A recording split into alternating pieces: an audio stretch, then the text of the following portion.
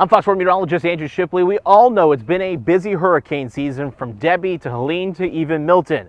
Thankfully, with a few days left of the season, things are quieting down across the tropics.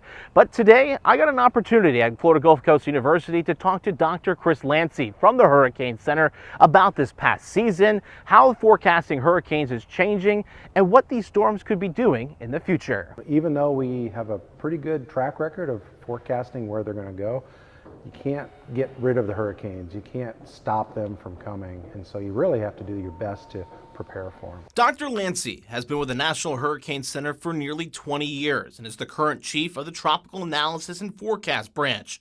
He says that the Hurricane Center is still trying to figure out if there's forcing going on in the atmosphere to make a particular area more vulnerable to storms in a given year. Don't really understand those regionalizations. We have a better understanding of kind of the big picture, what makes it busy or quiet overall.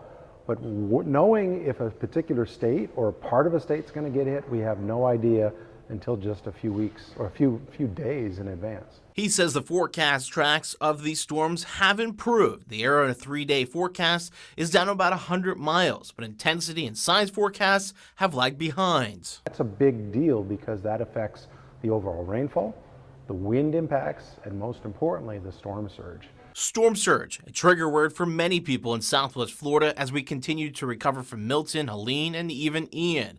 Unfortunately, Lancey expects the impacts of surge will increase as seas continue to rise. We've already seen about 1 inch per decade of sea level rise, and so that's anticipated to get faster.